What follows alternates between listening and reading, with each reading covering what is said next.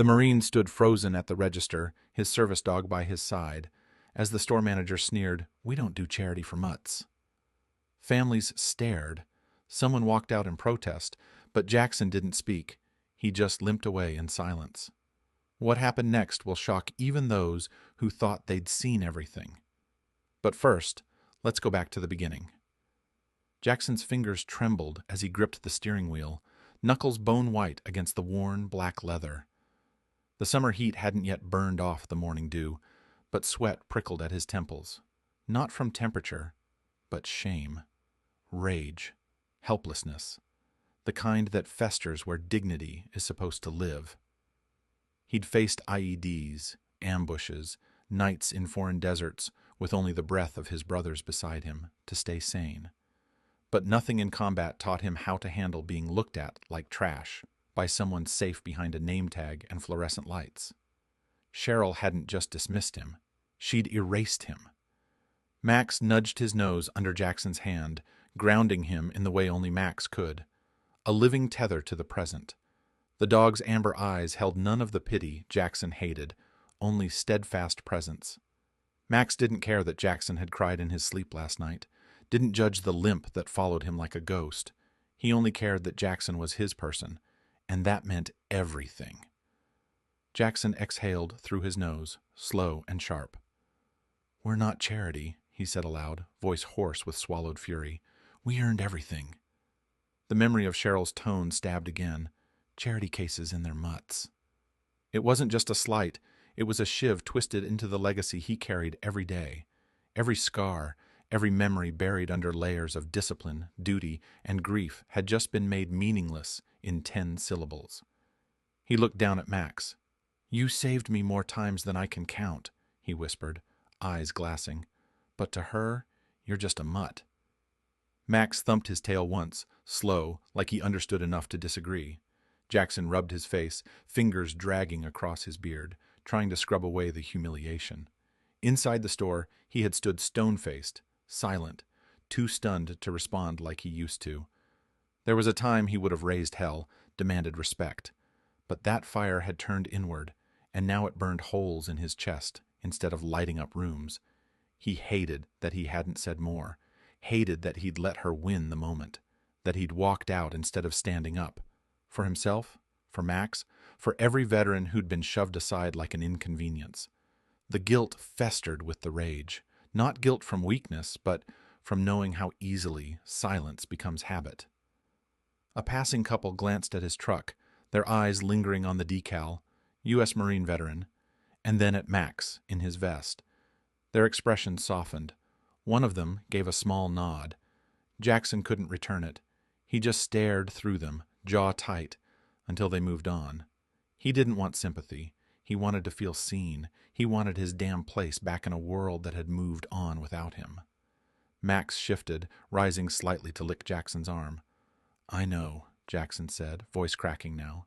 "I know you'd go through fire for me, and I'm supposed to be the one protecting you." The pain wasn't from what Cheryl had said.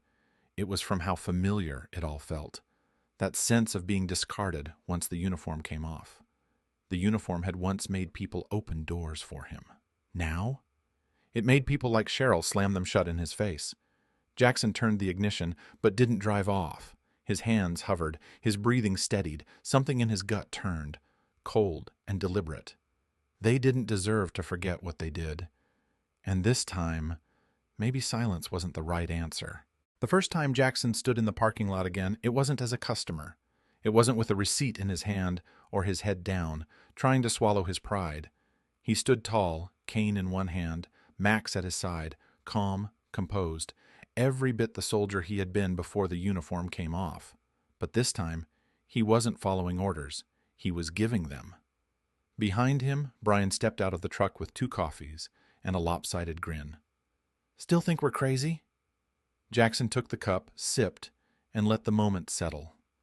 The building looked the same, drab, beige facade, sun-faded signage, weeds curling through cracks in the pavement, but everything had changed. It wasn't just about buying a store. It was about reclaiming something intangible that had been quietly taken from so many like him, worth. Max's ears twitched, attuned to Jackson's energy. The dog didn't care about headlines or real estate contracts. He only knew his person was standing taller. Online, the story had taken on a life of its own. News outlets picked it up. Veterans buy pet store after service dog disrespected ran on local channels and national morning shows. Donations poured in, not just money, but supplies, equipment, offers of volunteer time, dog trainers, therapists, families with kids who had been helped by service animals. The comment that hit Jackson hardest was one from a mother in Iowa. "My son lost his leg in Kandahar. He hasn't left the house in 9 months. He saw your story. He asked me if maybe a dog could help him too." Hope wasn't just a feeling anymore. It was a movement. Quiet, powerful, growing. Inside the building, the air still smelled like old kibble and antiseptic. But where Cheryl once loomed behind the counter, now stood a blueprint and a promise. Jackson and Brian walked the aisles, already mapping out changes. Shelves would be cleared to make room for a veterans wall. Photos of dogs and their handlers, medals, letters, moments that mattered. The back storage area? That would become the new training space. Not just for service dogs, but for veterans transitioning home, those stuck in the in-between, like Jackson had been. "You think anyone will show up?" Brian asked, arms crossed, eyes scanning the space with equal parts excitement and disbelief. Jackson looked down at Max, then out the window. A young man with a prosthetic leg was helping an older golden retriever out of a sedan. The man glanced up, caught Jackson's eye, and nodded. "They already are," Jackson said. Outside, the old bark and basket sign still hung, but only for a few more days. A new name had already been approved and paid for, Semper Bark. Below it, the tagline, "For those who served and the ones who served them." It wasn't revenge. It wasn't even justice. It was restoration, the kind that couldn't be ordered, only earned. And finally, after everything, they were building something no one could take away again. The morning sun broke through the clouds like a benediction, casting golden light across the front windows of Max and Honor. For the first time in years, Jackson Cole didn't feel like he was surviving the day. He was living it. As the automatic doors opened, laughter poured out like warm air. Children darted between display racks, their fingers sticky from the complimentary lemonade stand outside. Veterans stood in small groups, swapping stories, their service caps tilted with pride instead of weariness. The air buzzed, not with retail desperation, but purpose. The new layout wasn't just functional, it was intentional. Leashes and collars handmade by veteran artisans lined one wall. A special corner was set up for therapy meet and greets, where trained animals could spend time with visitors who needed a quiet moment of comfort. Another aisle hosted durable gear for working dogs, police K-9s, search and rescue companions, bomb detection K-9s, all tagged with stories of their handlers, reminding shoppers this wasn't just about pets. This was about service. Jackson stood near the front entrance, one hand resting lightly on Max's harness. Max was no longer just his shadow. Today, he was the store's quiet ambassador, his vest newly embroidered with the words, "Founding Partner." Children knelt beside him reverently, some whispering thank yous, like Max was a living monument. But what Jackson felt wasn't pride. It was clarity. He remembered standing outside this very building months ago, gutted by Cheryl's words, remembered the silence of being told, in no uncertain terms, that neither he nor Max mattered. And now the silence had been replaced by a chorus of healing.